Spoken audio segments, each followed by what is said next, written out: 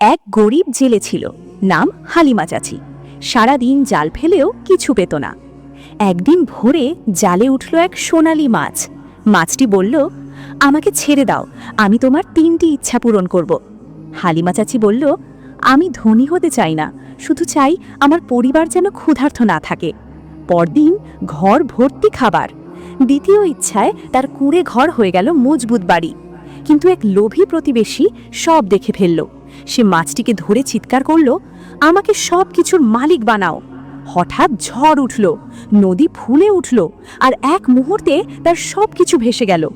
মাছটি বলল, লোভ মানুষের সবচেয়ে বড় শত্রু।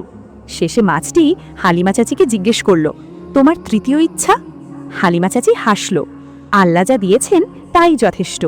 মাছটি বলল, এই কথাটাই ছিল তোমার তৃতীয় ইচ্ছা। শিক্ষা: সন্তুষ্ট থাকলে বরকত বাড়ে, লোভ করলে সব হারাতে হয়। তারপরও হালিমা চাচি কাঁদতে শুরু করে, কারণ কেউ লাইক এবং সাবস্ক্রাইব করেনি।